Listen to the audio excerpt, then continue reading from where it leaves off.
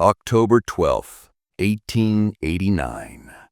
Dawn does not break at the mouth of the Klamath River. It seeps. It is a slow dilution of gray into gray, a cold, wet light that bleeds through a fog so thick it feels like a second sea suspended above the true one. Here, at the seam of the world, where the powerful Klamath, the lifeblood of the Yurok people, surrenders itself to the vast, indifferent Pacific, the air itself is water. It clings to the shaggy bark of the ancient redwoods that stand as silent sentinels on the shore. Drips from the tips of fern fronds and beads on the weathered skin of the two men in the redwood canoe. The canoe, a magnificent ool, 30 feet of a single fire-hollowed heart of a fallen giant, is a vessel born of this place. Its high, elegantly upswept prow and stern are not merely decorative, they are designed to punch through the violent surf that guards the river's mouth, a feature that has made this waterway a treacherous mystery to outsiders for centuries. For the Yurok, it is simply home. The ool moves with a silence that is part of the fog itself, a ghost upon the water. In the stern, providing the steering strokes that keep the canoe true against the unseen pull of the outgoing tide and the swirling ocean currents, is A-wok.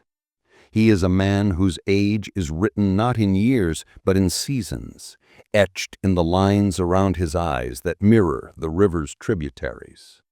His shoulders, broad and powerful from a lifetime of paddling, move with an economy of motion that is both practice and prayer.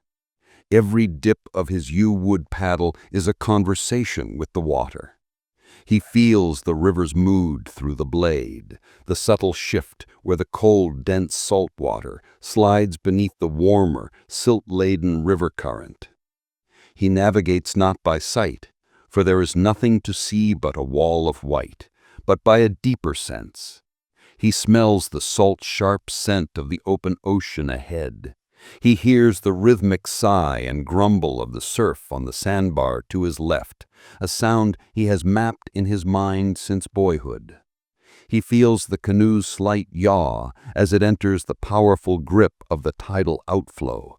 These are his compass, his chart, his sextant. In the bow, providing the steady rhythmic power strokes, is his nephew, K-Pel.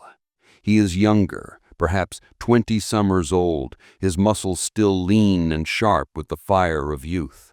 He paddles with more overt strength than his uncle, his focus absolute.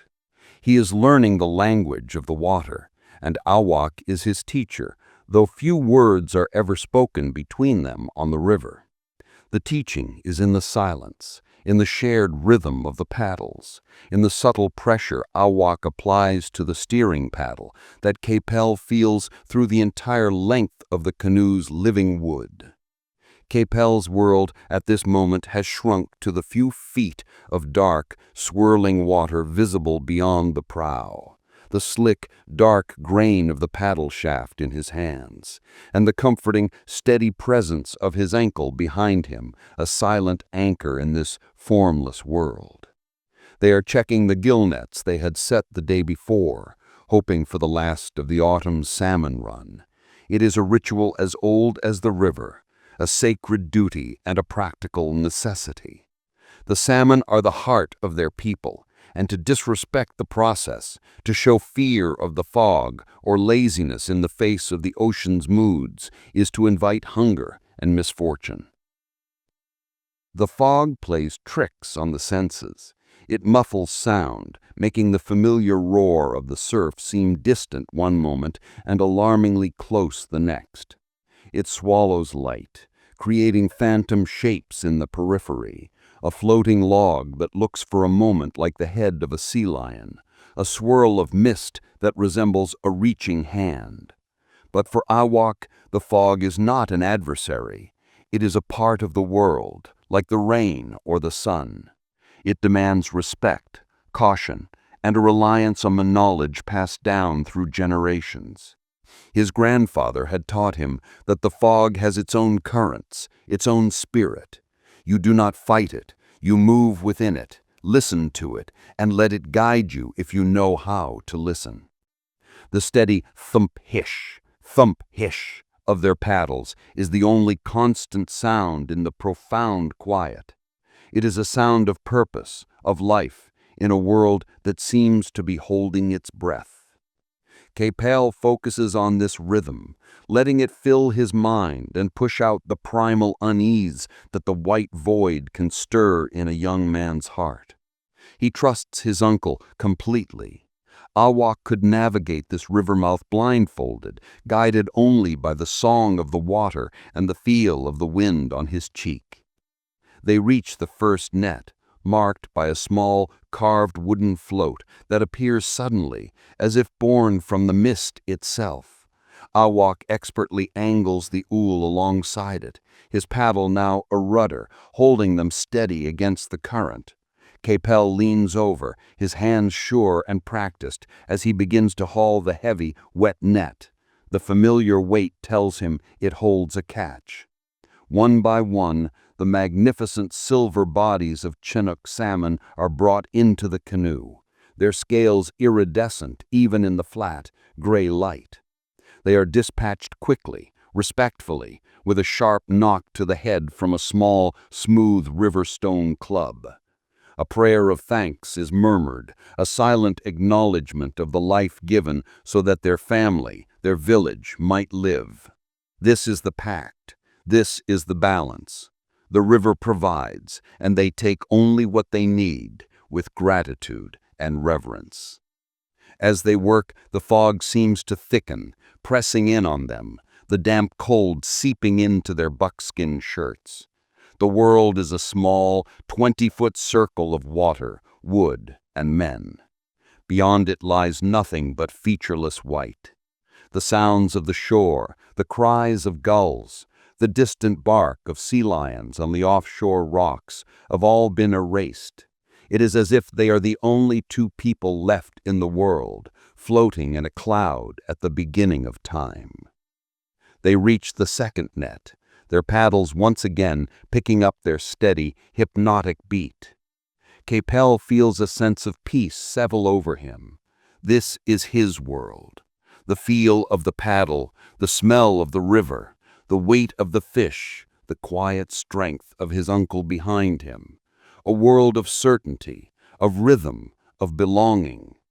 He has no idea that just beyond the curtain of fog, another world, a world of iron and canvas and frantic uncertainty, is about to collide with his own.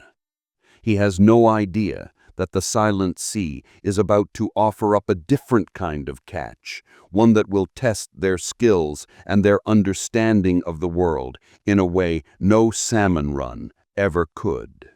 Miles out from the Klamath's mouth, but in a world that felt infinitely farther away, Captain Elias Jacobson stood on the quarterdeck of the schooner North Star, and he hated the fog with a deep and personal passion.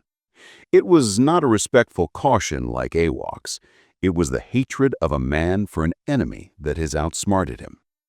For 2 days, this damnable gray blanket had smothered the Northern California coast, turning the sea into a featureless purgatory. The North Star, a 2-masted coastal trader of some 80 feet, was a fine, sturdy vessel that had served him well for a decade, hauling lumber from Humboldt Bay, salted fish from the Columbia River, and general goods to the isolated coastal settlements. But in this fog, she was as blind as a newborn kitten. Jacobson, a man of 50, with a weathered face and a beard streaked with gray, gripped the polished wood of the rail, his knuckles white. His eyes, accustomed to scanning vast horizons for weather signs and landmarks, were useless. All they saw was the swirling miasma that drifted over the decks, making the forecastle seem a mile away. The air was so saturated with moisture that it felt like breathing water, and a constant clammy drip fell from the rigging, a maddening, irregular tattoo on the wooden deck. The only sounds were the creak of the ship's timbers as she rose and fell on the long, oily swells of the Pacific. the mournful automated bellow of their steam-powered foghorn every 2 minutes, and the anxious shouts of the men. "Soundings, Mr. Davies," Jacobson called out, his voice sounding flat and dead in the thick air. Forward, a young sailor named Peter Davies swung the lead line, a weighted rope marked with colored rags. He let it run out, felt it hit bottom, and hauled it in, hand over hand. "By the mark, 5, Captain," he yelled back. 5 fathoms. 30 feet. Too damn shallow. They should have been in at least 20 fathoms by his dead reckoning. But dead reckoning was a fool's game in these swirling currents and unpredictable winds. The wind had died hours ago, leaving them to ghost along under the pull of the current, sails hanging limp and useless, slatting miserably against the masts. They were at the mercy of a sea they couldn't see. Jacobson felt a knot tighten in his stomach.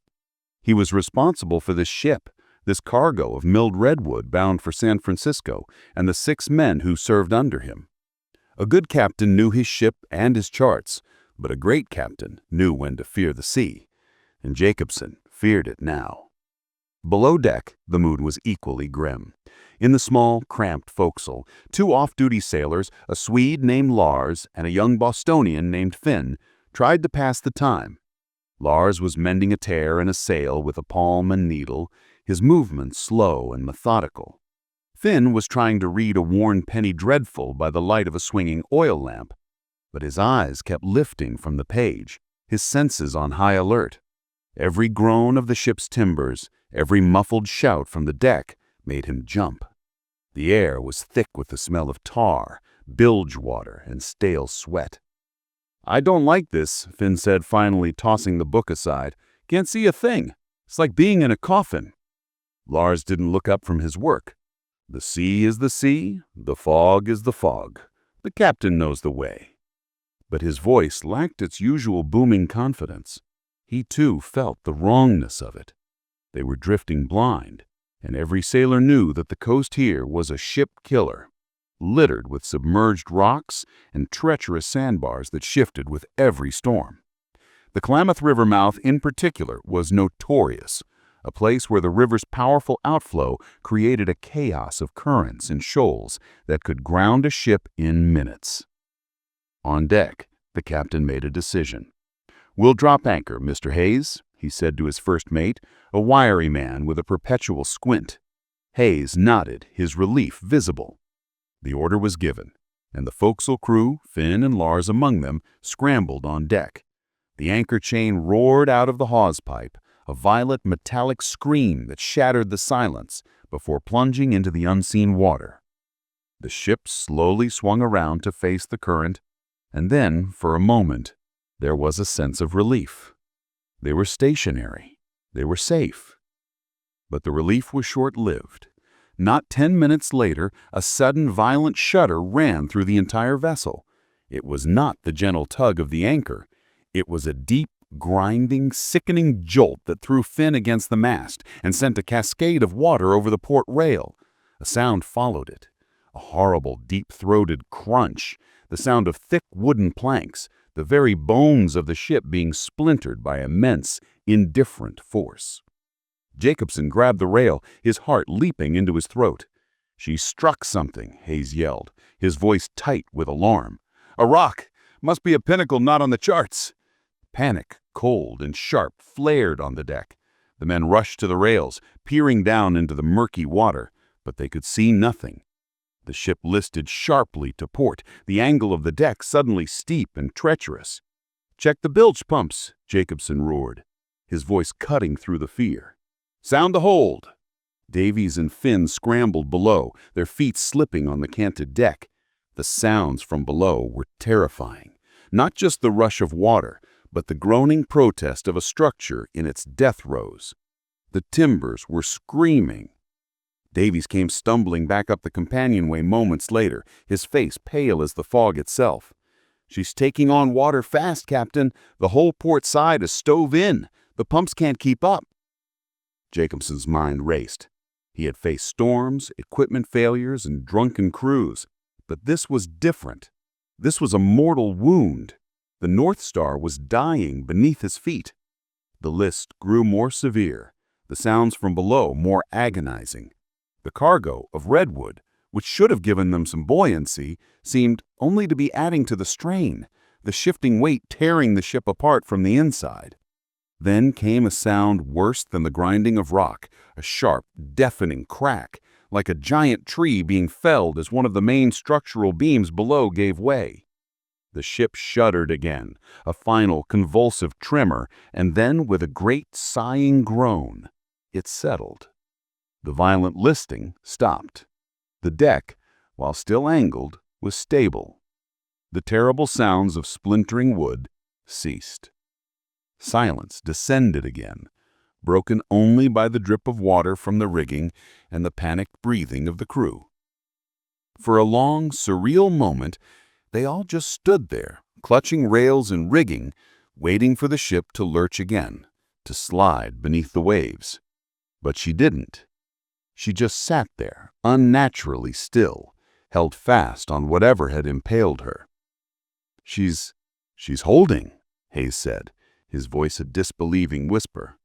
She's hard aground on the reef. Jacobson, peering into the fog, let out a slow, shaky breath. She's not going anywhere tonight. A strange sense of calm settled over the crew.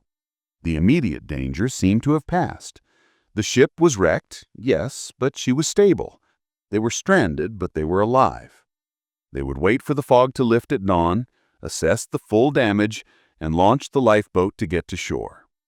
They gathered on the high starboard side of the deck, talking in low, nervous voices.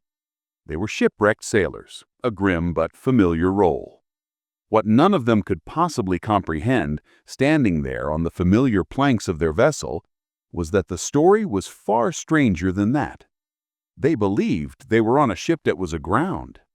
They had no idea that the majority of the North Star, her hull, her cargo, her very heart, had already broken away and slipped silently into the black water below, leaving them stranded not on a wrecked ship, but on a floating piece of its corpse. Back in the Ool, the second net had been hauled, its bounty of salmon carefully laid in the bottom of the canoe. The work was done. A-wok's internal clock, tuned to the rhythms of the tide and the needs of his village, told him it was time to return. He gave a subtle shift of his weight and a slight change in the angle of his steering paddle, a silent command that Capel felt instantly. The canoe turned, its sharp prow pointing back toward the unseen river mouth. The journey out had been a careful navigation against the tide. The return would be a swift ride with it, a familiar, easy glide home. The paddles dipped in unison, the rhythm a steady heartbeat in the ghostly silence. They moved through the water, two men in a vessel that was an extension of their own bodies, a piece of the forest made to live on the sea. They were enclosed in their small, mobile world, a bubble of ancient knowledge and practice, floating within the vast, modernizing world that lay, for the moment, completely invisible beyond the curtain of fog. It was Capel who sensed it first, not a sound, but a feeling, a change in the water's texture. He felt it through his paddle, a subtle, unfamiliar turbulence, a series of small, confused eddies where the water should have been smooth. He paused to stroke for a fraction of a second, his brow furrowing. His uncle in the stern felt the hesitation immediately. Before A-wok could make a sign, a sound reached them, faint and unnatural. It was a low, muffled thump, not the sharp crack of a breaking wave or the deep rumble of surf on rock. It was a hollow, wooden sound followed by a strange, grinding groan that seemed to come from deep within the water itself. The sound was swallowed almost as soon as it was born, absorbed by the dense, wet air. Both men stopped paddling, the canoe gliding forward under its own momentum. They sat perfectly still, heads cocked, listening. The silence that followed was even more profound than before. It was a listening silence, every nerve endings trained on the unseen world around them. "What was that?" Capel whispered, his voice barely disturbing the air. A-wok did not answer immediately. He was processing the sound, comparing it to the vast library of auditory knowledge in his mind. It was the sound of a great tree falling in the forest, yet not. It was the sound of ice breaking on the river in a cold winter, yet not. It was the sound of immense pressure and catastrophic failure. It was the sound of something large and man-made coming to grief. He scanned the fog, his eyes narrowed, though he knew he would see nothing. His gaze was turned inward, to his other senses. He felt the direction of the current, the slight drift of the air. The sound had come from the southwest, from the open sea. It had come from the direction of the dragon's teeth, a notorious stretch of submerged rocks that had claimed more than one vessel, foolish enough to stray too close to shore in a storm. But this was not a storm. This was a fog, a trap for the unwary. As they floated, listening, another sense was triggered, a smell, faint but distinct. Not the clean, briny smell of the sea or the earthy scent of the river. It was the sharp, resinous scent of freshly splintered wood, of pine tar, and something else. A faint, acrid smell like wet, hot metal. The smell of a white man's ship. A-wok's expression hardened. He had seen these ships before, great winged things that moved with the wind, and newer, uglier vessels that belched smoke and moved against the current with a churning fury. He regarded them with a mixture of awe and mistrust. They were powerful, but they were deaf and blind to the subtleties of the coast. Their captains trusted paper charts and metal instruments, things that could not feel the turn of the tide or hear the warning in a seagull's cry. He knew that, for all their size and strength, they were fragile. Then the first piece of visual evidence appeared. It emerged from the fog so suddenly it seemed to coalesce out of the mist itself. It was a wooden barrel, dark and stout, bound with iron hoops. It bobbed heavily in the water, turning slowly in the current, clearly having been in the water for only a short time. Capel pointed, his eyes wide. "Uncle!" A-wok needed no prompting. He dug his paddle into the water, guiding the ool closer. The barrel was of a type he recognized, used for salted fish or water on the big ships. It was empty, floating high.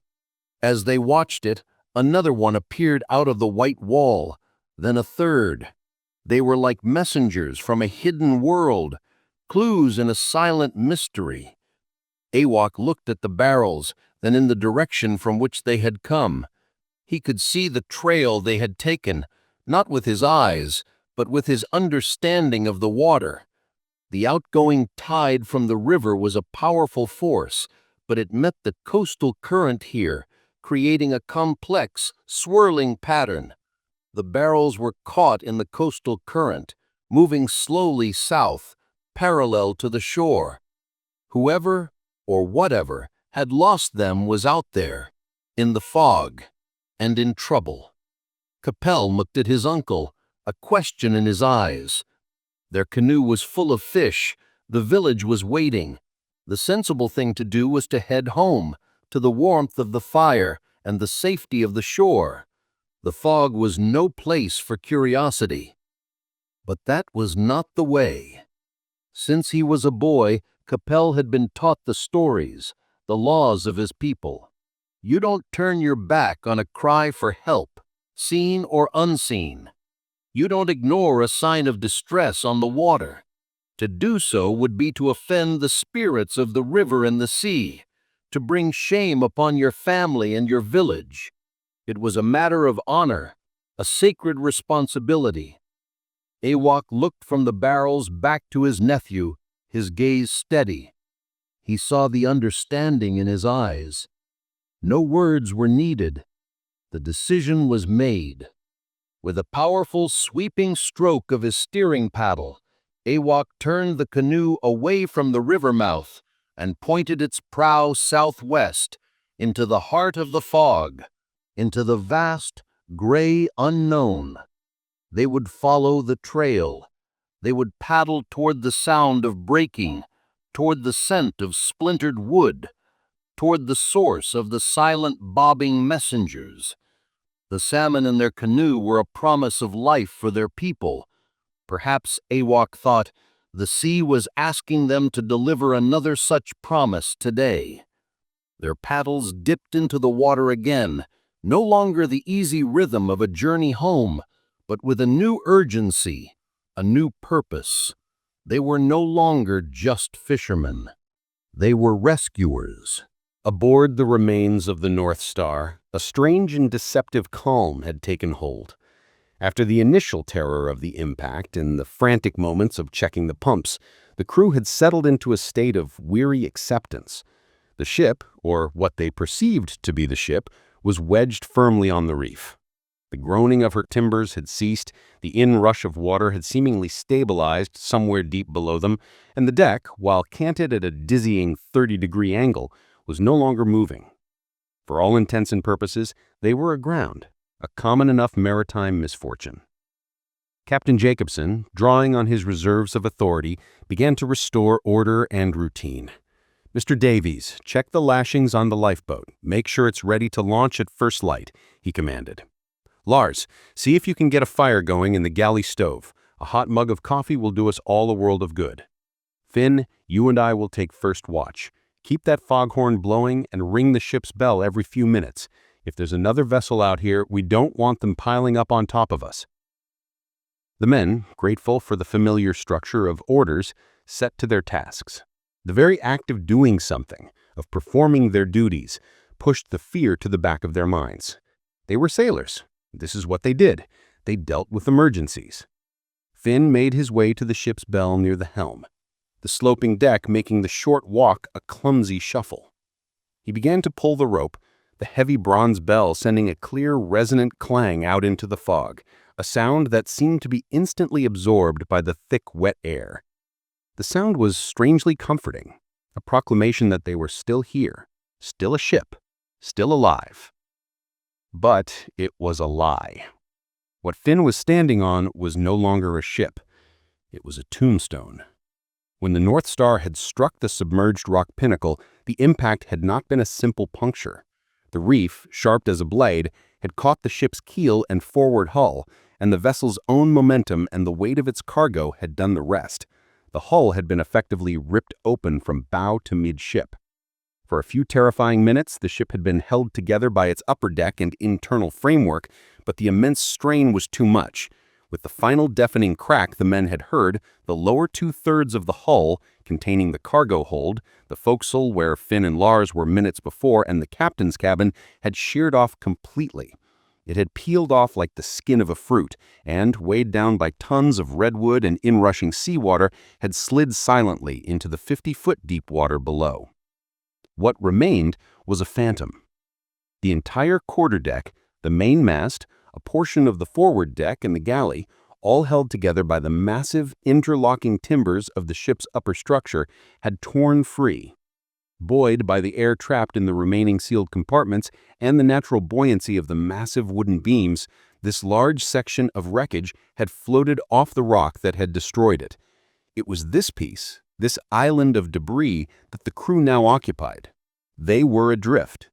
The anchor they had dropped was attached to a hull that now lay on the seabed. The reef they believed they were stuck on was hundreds of yards behind them. They were floating on a ghost, a piece of a ship pretending to be whole, carried slowly south on the same coastal current that was guiding the trail of barrels. Their senses, utterly useless in the disorienting fog, lied to them. The gentle rocking motion felt like a ship straining at its anchor. The lack of forward movement felt like being aground. The familiar deck beneath their feet felt like the solid, reliable North Star. Every piece of evidence their experience and training provided was wrong. Captain Jacobson stood by the rail, peering into the white void, trying to get his bearings. He was a good captain, but his knowledge was based on a set of assumptions, the first of which was that he was standing on a complete vessel. He noted the direction of the swell, the feel of the slight breeze that had begun to stir, and tried to triangulate his position in his mind. He was worried but confident. They had a sound lifeboat, enough provisions in the galley for a week, and they were close to a populated coastline. It was a disaster for his career and his investment, but it was a survivable one. He felt a pang of guilt, wondering what he could have done differently, but quickly suppressed it. Now was the time for leadership, not regret. "Smell that coffee?" Hayes said, coming to stand beside him. "Lars is a miracle worker." The familiar, comforting aroma of brewing coffee was indeed wafting from the galley, a small pocket of domesticity in the midst of the crisis. It reinforced their illusion of stability, of a world that, while damaged, was still intact. They had no idea of the scale of their deception. They did not know that their drinking water, stored in large casks in the main hold, was gone. They did not know that the bulk of their food supplies, their spare sails, their tools, all lay in the dark water below. They did not know that the forecastle bunks where they would have been sleeping an hour earlier were now part of a shattered ruin on the ocean floor, a thought that would have frozen their blood had they known it. They were Robinson Crusoes on a floating island of their own making, only they hadn't realized they were on an island at all. Finn, ringing the bell, felt a strange vibration through the soles of his boots, a low, resonant hum. He paused, listening. It wasn't the groan of the hull. He knew that sound intimately. This was different, a deeper, more pervasive thrumming. He dismissed it as the sea playing tricks on him, his nerves frayed. He didn't know he was feeling the immense, silent pressure of the deep water against the raw, splintered underside of their raft, a constant reminder of the abyss just a few feet below his feet. The fog was their prison, but it was also, for now, their sanctuary. It shielded them from the terrifying truth. It allowed them to believe they were merely inconvenienced, when in fact they were in mortal peril, their world literally gone from under them, adrift on a fragment of a memory, waiting for a dawn that would bring not clarity, but a revelation of absolute horror. The ooh sliced through the gray water, its paddlers a single, efficient machine. A-wok, in the stern, was no longer just a fisherman. He was a hunter, and his quarry was the source of the debris. For nearly an hour they had followed the trail, a sparse but steady succession of clues. More barrels, a splintered ship's crate containing ruined sacks of flour that were dissolving into a milky cloud in the water, a sailor's knitted cap, a long, broken spar of wood. Each item was a confirmation of their course, a breadcrumb leading them deeper into the fog. A-wok used the current as his guide dog, feeling its subtle shifts, knowing how it would carry floating objects. He was reading a story told in flotsam, and it was a story of sudden violence. The broken spar, in particular, told him this was no simple grounding. It had been snapped by a force of incredible power, the wood fibers splayed out like torn muscle. Capel, in the bow, paddled with a grim determination, his eyes scanning the impenetrable white wall ahead. The initial excitement of the discovery had been replaced by a growing sense of dread. The silence was unnerving. If a ship had wrecked, there should be sounds, shouting, hammering, the frantic noise of men trying to save their vessel, but there was nothing. Only the lap of water against their own canoe and the distant, mournful cry of a hidden gull. Then a new sound began to separate itself from the gentle hiss of the sea. It was faint, rhythmic, metallic. Clang, a pause. Clang. It was a ship's bell. A-wok's head snapped up. The sound was a beacon. It meant people. It meant they were alive. He altered their course slightly, paddling directly toward the sound, his strokes becoming deeper, more powerful. Capel matched him, digging his own paddle in, their speed increasing. The clanging grew louder, more distinct, joined now by another deeper sound, the bellow of a foghorn. These were the sounds of a ship following maritime procedure, the sounds of order in the midst of chaos. Yet something felt wrong to A-wok. The sounds were too clean, too isolated. He could hear no engine, no shouts of a crew at work, no creak of rigging under strain. Just the bell, the horn, and the water. As they drew closer, another sound emerged, carried on the damp air. The murmur of human voices, English voices, low, indistinct, but undeniably present. They were close. A-wok slowed their pace, signaling to Capel with a soft grunt. They now moved with immense caution, paddles barely kissing the water, the canoe gliding forward like a shadow. They did not know what they would find. A ship full of panicked men could be dangerous. The fog thinned for a moment, a fleeting, swirling break in the curtain, and through that momentary window they saw it. The sight was so bizarre, so utterly incomprehensible, that Capel stopped paddling altogether, his mouth falling open. It was a ship, but a ship from a nightmare.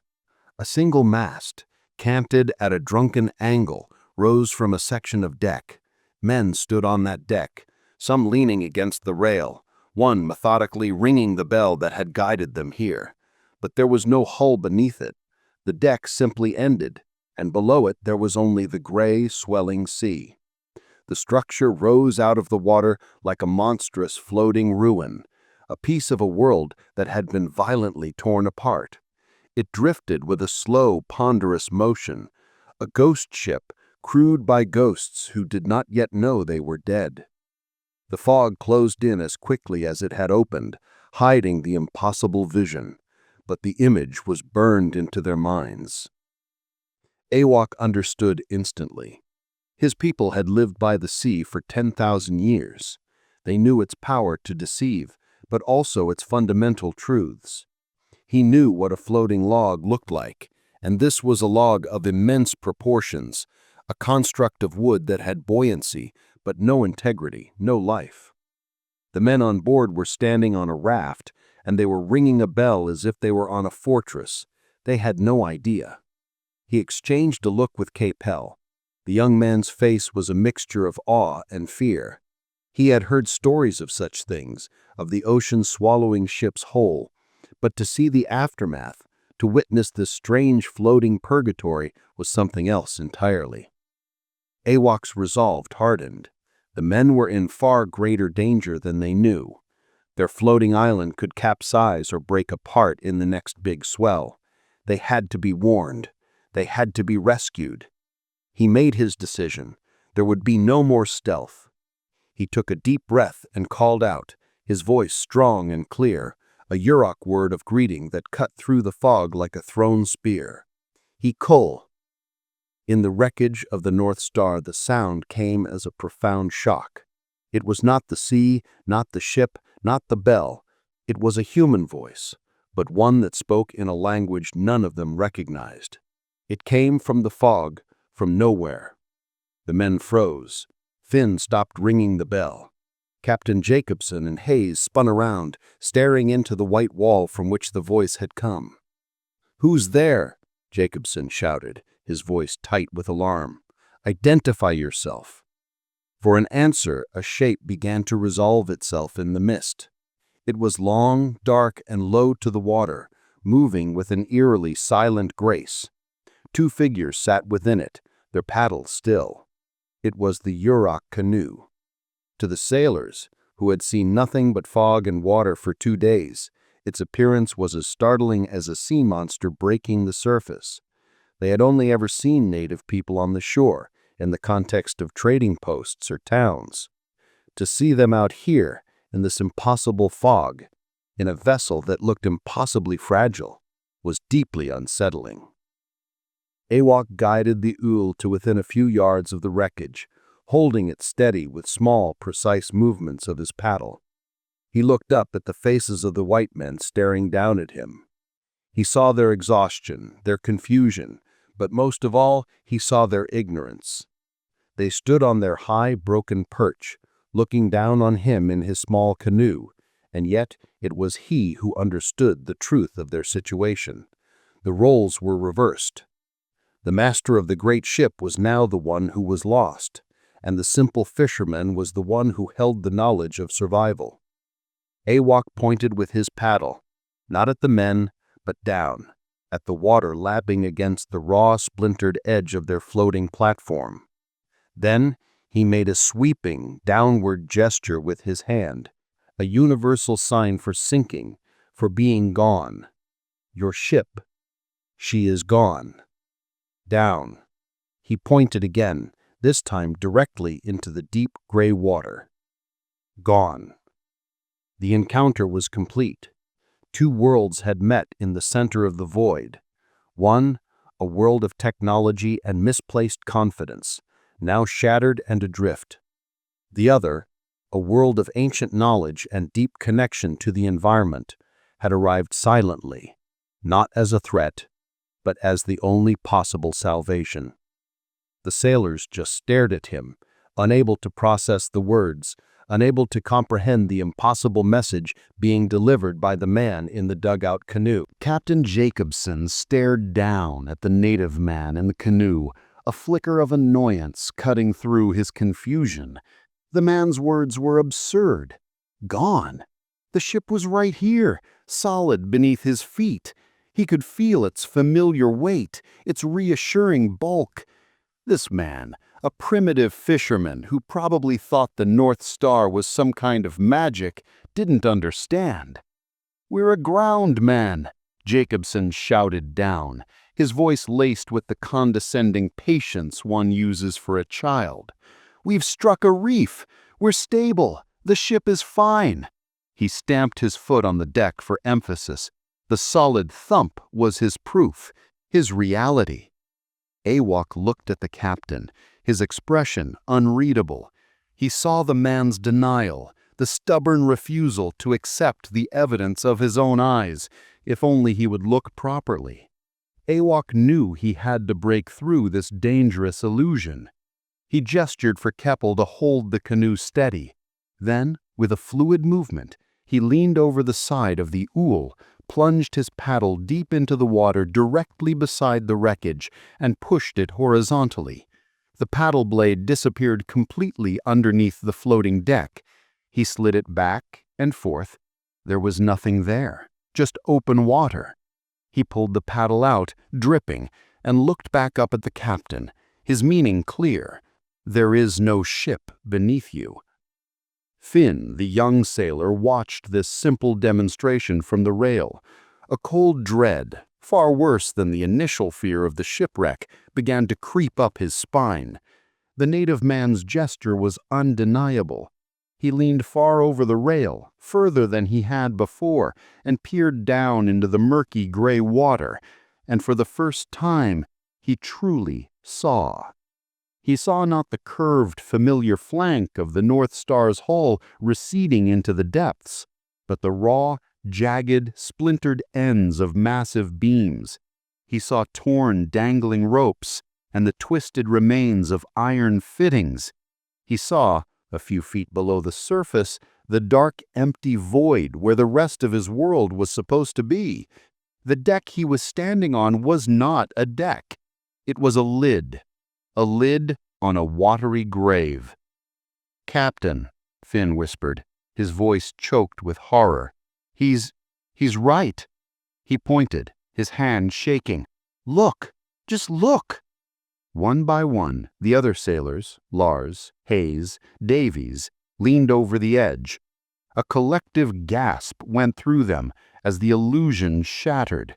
The solid world they had inhabited for the last hour dissolved into a ghastly lie. The coffee brewing in the galley, the methodical ringing of the bell, the calm discussions of launching the lifeboat at dawn, it was all a ghastly farce. They were not aground. They were adrift on a piece of flotsam, a coffin lid, in the middle of a cold, indifferent ocean, hidden from the world by a suffocating fog. The realization struck Captain Jacobson like a physical blow. He staggered back from the rail, his face draining of all color. His ship, his command, gone. Sunk without him even knowing it. The psychological shock was immense, a vertigo of the soul. He had been a fool, a captain so certain of his situation that he couldn't see the truth that was literally under his feet. The authority drained out of him, replaced by a raw, naked fear. He looked at his men, saw their terrified faces, and then looked back at the two Yurok fishermen in their silent canoe. In that moment, the power dynamic of the entire world shifted. The captain of the mighty schooner was helpless, and the quiet man in the dugout canoe held all the knowledge, all the power, all the hope. A-wok watched the dawning horror on the men's faces. There was no triumph in his gaze, only a quiet, somber understanding. He knew the sea's treachery. Now so did they. "You come," he said, his voice calm but firm. "This place, no good. Come now." He pointed in the direction of the shore, a shore that was invisible but as real in his mind as the paddle in his hands. Panic finally broke the crew's paralysis. The lifeboat. They had to get to the lifeboat. Hayes and Davies rushed to the boat, fumbling with the lashings, their movements clumsy with adrenaline. They managed to swing it out on its davits and lower it, a chaotic process on the sharply angled deck. It hit the water with a heavy splash. The men scrambled down the rope ladder, nearly swamping the smaller boat in their haste. Captain Jacobson was the last to leave, taking one final heartbroken look at the wreckage of his command before descending. Now all 7 of them were crammed in the lifeboat, a vessel designed for open water but difficult to manage without a clear sense of direction. They had oars, but where were they to row? They were utterly, completely lost. The fog was as disorienting from the lifeboat as it had been from the deck. A-wok and Capel watched this unfold. They waited patiently until the men were all in the boat, their panic subsiding into a fearful uncertainty. Then A-wok dipped his paddle into the water. He said, "Follow." He did not wait for an answer. He and Capel turned the ool and began to paddle, their strokes strong and sure. They moved with a confidence that seemed impossible in this blind, white world. They became a moving point of certainty in the sailor's universe of doubt. For the shipwrecked crew, there was no other choice. They bent to their oars, their eyes fixed on the disappearing and reappearing stern of the redwood canoe. The journey was a surreal dream. They rode through the featureless gray, their only guide the 2 silent figures ahead of them. They passed the bobbing barrels, the mute testaments to their disaster, which they now saw with new, horrified eyes.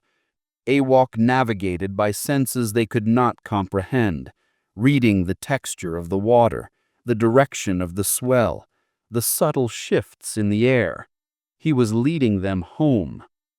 After what felt like an eternity, a new sound reached the sailors, the low, rhythmic roar of surf. It grew louder, closer. They were nearing the shore. A-wok guided them expertly along the edge of the sandbar toward the protected channel of the river mouth. And then, shapes began to emerge from the fog, the dark, towering forms of the redwood trees, the solid line of the shore, the smell of damp earth and smoke smives. They were safe. A-wok ran the prow of his canoe onto the sandy bank of the river, and the lifeboat followed, its keel grinding into the shore. The sailors stumbled out, falling to their knees on the solid ground, the world blessedly stable beneath them for the first time in hours. They looked back out at the sea. The fog was as thick as ever, a white curtain that had already swallowed the memory of their ship. It was as if the North Star had never existed. The only proof were the 7 shivering men on the shore and the 2 Yurok fishermen, who now quietly began to unload the salmon from their own canoe, their duty, both old and new, now complete.